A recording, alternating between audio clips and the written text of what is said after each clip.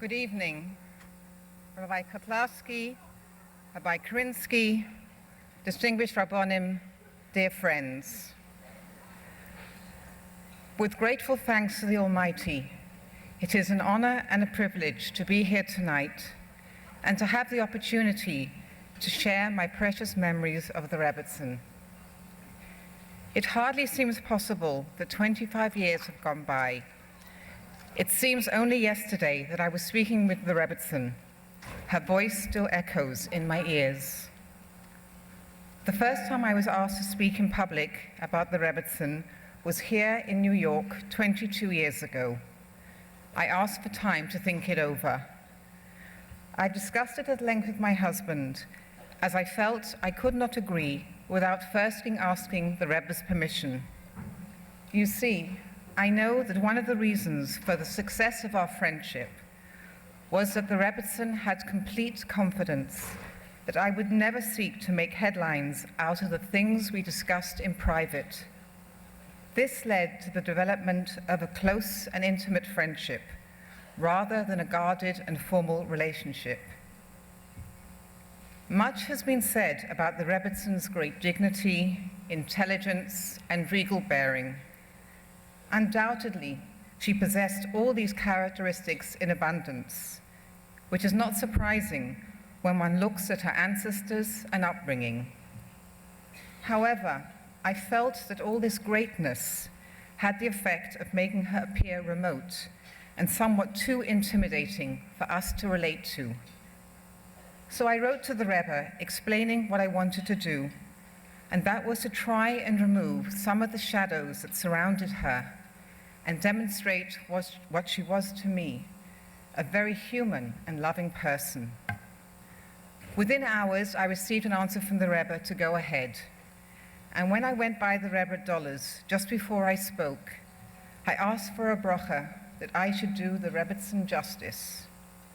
The Rebbe replied that I should have much success and added something very precious and something very special. He said, "Every time you speak, the bond between you should grow stronger. So tonight, I thank each and every one of you for being an active participant in enabling the Rebbe's bracha to be fulfilled."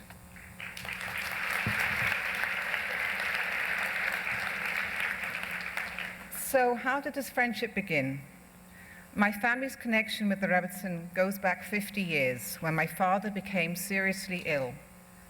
All that the doctors could offer him was a new and controversial operation in Paris. Through their connection with Lubavitch in London, my parents turned to the Rebbe and came for a yechidus, a private audience. To this day, no one knows exactly what the Rebbe said to my father, but on the strength of the brachas and encouragements given on that occasion, and without any surgical intervention, my father made a truly miraculous recovery.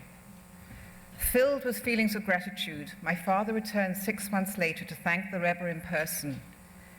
And you must remember that transatlantic travel, almost 50 years ago, was a big thing. This came to the notice of the Rebbetzin, who sent a message that if they could spare the time, she would very much like to meet my parents if they would come to New York. Not knowing what an intensely private person she was, they had no idea how very unusual it was to receive such an invitation. When in fact they did visit her a year later, the Rebbetzin explained that she had been intrigued. That was the word she used. She said she'd been intrigued to meet them, having been so very touched that someone actually cared enough to come back for a second visit, purely for the purpose of expressing thanks to the Rebbe. Often when we pass through troubled times and receive help, once the crisis is over, all we want to do is to forget the whole unpleasant episode. And this very often includes, the people who have helped us.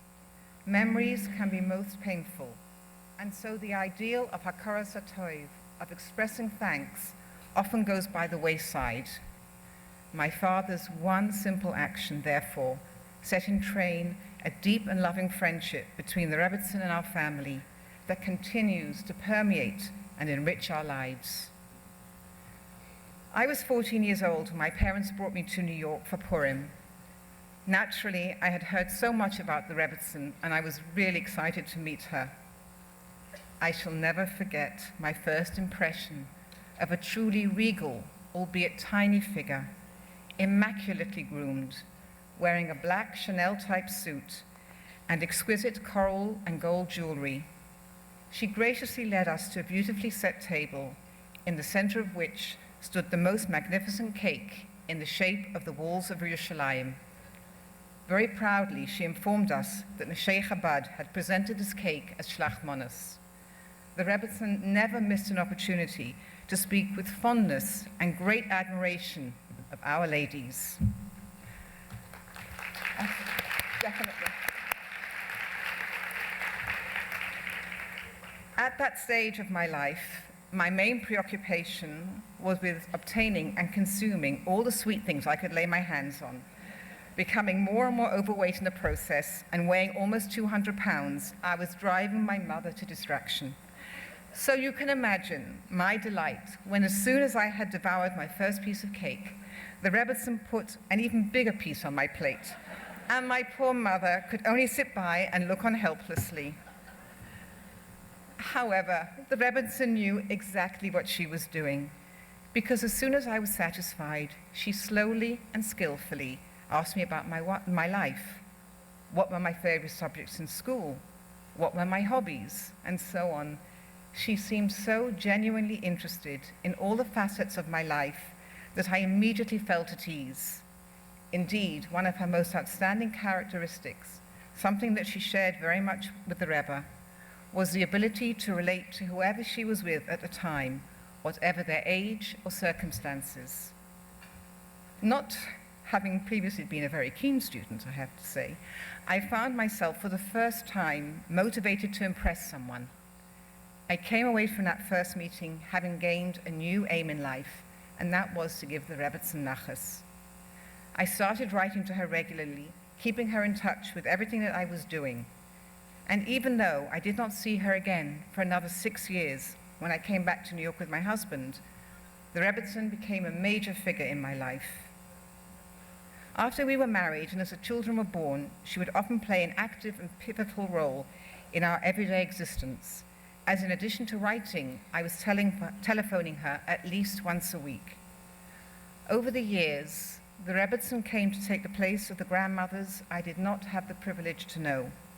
I came to regard her as such, something of which she was very much aware, and which, I believe, gave her great pleasure. Although she was very much a woman in her 70s and 80s when I knew her, I would value her practical advice on just about everything, from the children's education to household matters to fashions, as she was truly a woman of our times and very much of this world, sharing with the Rebbe the rare attribute of Sulam Mutzav Arza, V'roisha Magia Hashemayma. Whilst her ideals and spirit were on an altogether higher plane, her feet were nevertheless planted firmly on the ground. And during my early visits to New York, she was concerned that I shouldn't pay inflated prices. She would say, "Go look in Manhattan," and then come back and buy in Brooklyn. And like so many of us Bobbies, she would show her love with food, sending me home on Thursday night with 2 Boston cream pies for Shabbos, not easy to take home on the plane, because she remembered that one of the children had liked it when they visited her, and giving me 6 boxes, large boxes of chocolates to take back to London for my 70th birthday, because, as she said, we so want to be part of the Simcha, having remembered how sick my father had been years earlier. And I was forever struck that for the Rebbetzin, a relationship was not for what she could get out of it, but rather for what she could put into it. My husband traveled regularly to New York on business, and he would visit the Rebbetzin often, but I was occupied with the children, and so could only visit occasionally. Yet each moment that I was able to spend with her was so very precious, an opportunity to gain so much, hearing her talk of the years growing up in Russia, and later on her life with the Rebbe in Europe, and looking together at pictures taken at those times. It was also a chance for me to voice my concerns. In particular, when our children were young, the Rebbe was in the process of encouraging us women to go out and talk about candle lighting, keeping a kosher home, and family purity. At the time, I just could not do it, and I felt terribly inadequate. And I couldn't even blame the famous English Reserve, as many of my friends were indeed participating with great success. All I seemed capable of was the apparently mundane and unexciting daily routine of being a wife and mother. When I discussed this with the Rebbetzin, she would say, "But Louise, I don't understand the problem. I know you love having people in your home. When they come and share a Shabbos or a Yontif meal with you and see a Jewish family proud and natural with their tradition, who knows how their lives will be touched? And you never know. Perhaps one day you will be able to do other things too." In this way, she led me to reassess the value of what I had come to take for granted as ordinary, making me realize that everything, absolutely everything, is built on the home and its strong foundations, whilst at the same time leaving the way open for me to aspire to wider achievements. I learned from the Rebbetzin that the important thing is to be at peace with whatever one stage of life is at, and to give it one's all. Over the years, whenever I have spoken, this point seems to resonate very strongly, with many women telling me that they too are in awe of those who are outwardly more active. But they have been tremendously encouraged at hearing the importance that the Rebbetzin placed on being a devoted wife and a good mother. To say that I was a slow developer is something of an understatement, but opportunities do arise and people do change. And the fact that I have been able to come out of my comfort zone is very much due to the Rebbetzins' words of wisdom and foresight, and the incredible and unwavering support of my beloved husband, Olav Hashalom. And tonight I have the opportunity to fulfill a task that hasn't come easily to me. At the last Yechidus I had with the Rebbe, out of the blue, or so it seemed to me, he said that I should learn Rambam's Sefer HaMitzvahs every day, and that I should encourage other women to do so. Apart from my nearest and dearest, I must confess that I have had limited success with doing this, and this has bothered me considerably.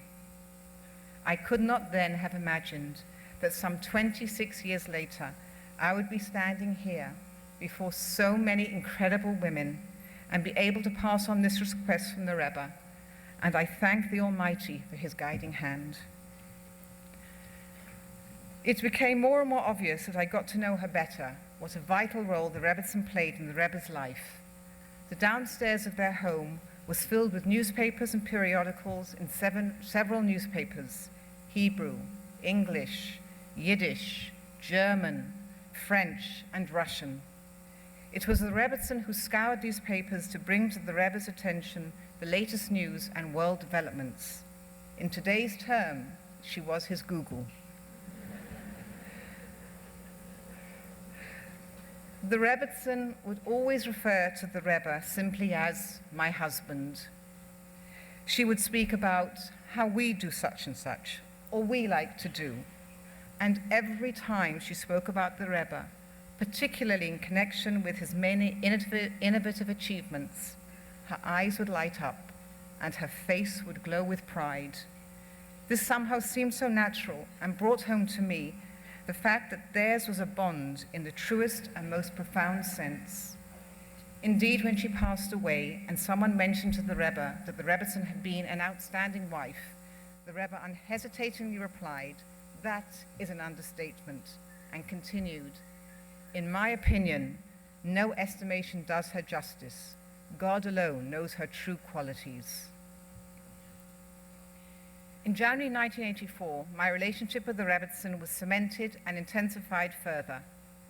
Following injuries sustained in a fall, the Rebbetzin was in great pain and hardly seeing anyone. Over the years, she had shown such constant concern for all of us that I wanted to do something, anything for her, anything to show my love. But what could I realistically do from such a long distance? Then I had an idea. I phoned and I told her that I had no other reason to come to New York at that time, but that I would come on my own if she would see me. There was an audible gasp on the other end of the line. She said, "You would come just for me?" And I replied, "Only for you." And I could hear her smiling.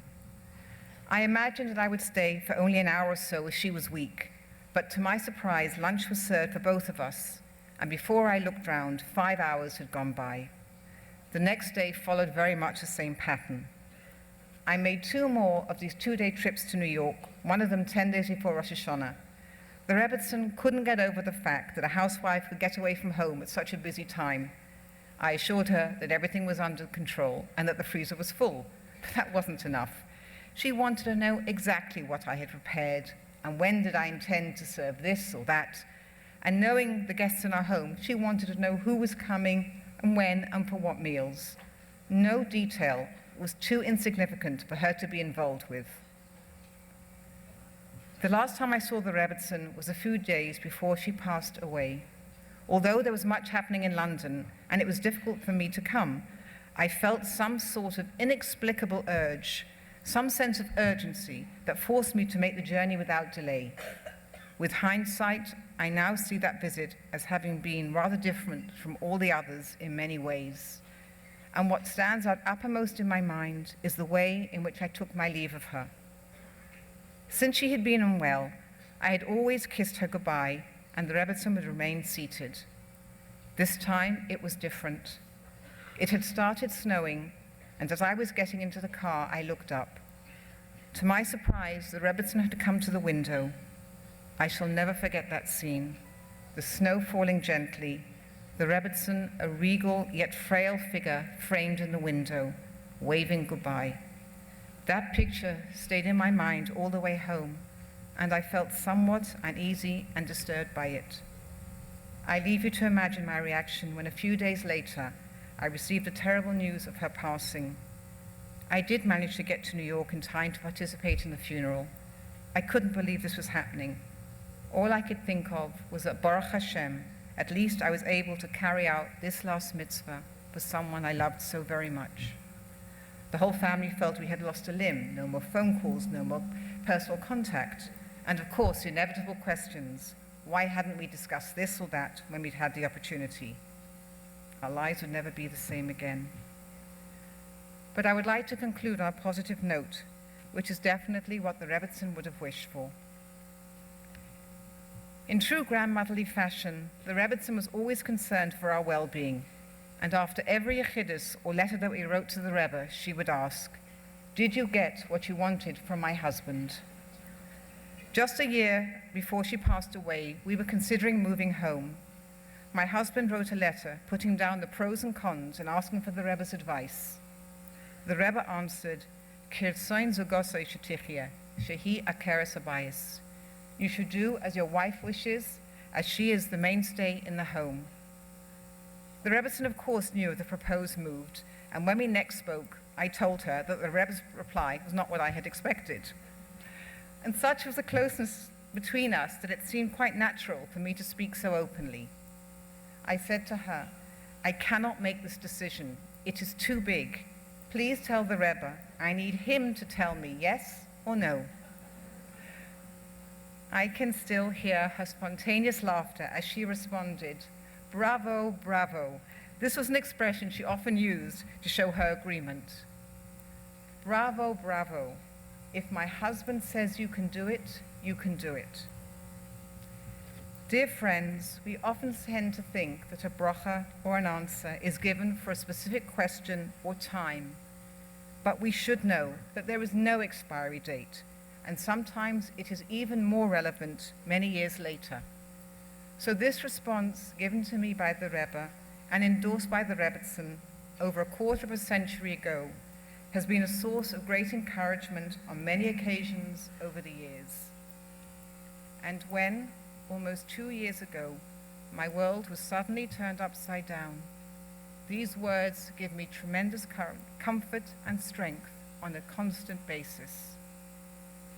And whilst many of the Rebbe's answers, although given to an individual, they are often relevant to others too, the underlying message of that bracha is the Rebbe and the Rebbetzins' deep, deep belief in the potential in each and every one of us to grow and develop in our own unique and individual way, overcoming the various challenges we face. And to every shlucha and everyone involved in shluchas work, as women at the forefront, your ability to change the world for good and to hasten what we all pray for, the coming of Mashiach, the Kor of Mamish, is limitless. I salute you all. Thank you.